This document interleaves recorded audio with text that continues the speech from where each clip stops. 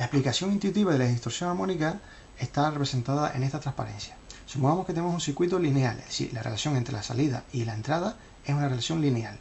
Y a la entrada le aplicamos una señal senoidal pura de una frecuencia determinada, es decir, le aplicamos una señal senoidal pura en el dominio del tiempo. Debido a que el circuito es lineal, la señal de salida también va a ser una señal senoidal pura, con lo cual a la salida tenemos nuestra señal senoidal pura, amplificada o no, dependiendo si el circuito es amplificador o no. Eso sería en el caso de que tengamos un circuito lineal. Pero en el caso de que tengamos un circuito no lineal, es decir, la diferencia entre la señal de entrada y la señal de salida ya no es lineal, sino que es no lineal, solamente cuando la señal de entrada es suficientemente pequeña, está dentro del rango de linealidad del circuito, la señal de salida sale perfectamente senoidal y por tanto tendríamos un solo tono a la salida, a la frecuencia omega sub 0, que es la frecuencia de la señal de entrada. Sin embargo, si la señal de entrada es demasiado grande, es muy grande, si es más grande que el rango de linealidad de nuestro circuito, ya a la salida la señal sale distorsionada, ya no es una señal senoidal pura. Aquí vemos que le hemos representado como un poco más cuadrada, ya no es señal senoidal pura. Y eso, en el dominio del espectro, lo que obtenemos es nuestra señal fundamental con armónicos en 2 omega 0, 3 omega 0, etcétera, etcétera. Cuanto más difiera la señal de salida de una señal senoidal, pues más amplitud tendrán los armónicos. Esa sería la explicación intuitiva.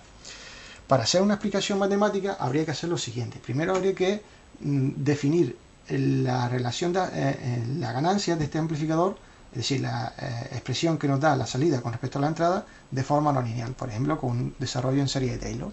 Tenemos que la tensión de salida es igual a una constante más una ganancia por la tensión de entrada más otra ganancia por la tensión de entrada al cuadrado, vean aquí ya el elemento no lineal, más otra ganancia por el elemento de la tensión de entrada al cubo, etcétera, etcétera.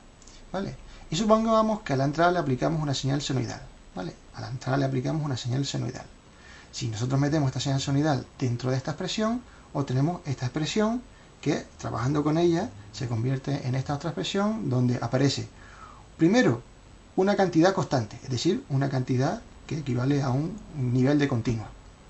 Segundo, una cantidad que multiplica a la señal fundamental, la señal de entrada. Esa sería la fundamental, la componente fundamental.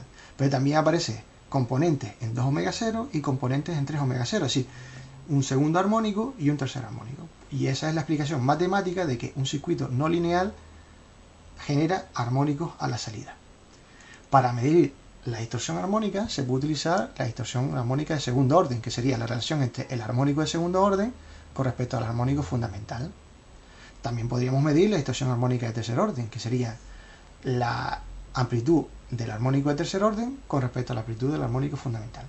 O lo que se suele utilizar normalmente, que es la distorsión armónica total, que sería el valor cuadrático medio de todos los armónicos, del segundo, del tercero, del cuarto, de todos los armónicos, partido por el armónico fundamental. Y eso se le llama distorsión armónica total, Total Harmonic Distortion. Precisamente así es como se suele medir, es decir, se suman los valores eficaces, los armónicos que aparecen a la salida de un circuito, cuando se le ha aplicado a la entrada una señal senoidal. Se suele medir en dBc con respecto a la carrier, a la portadora.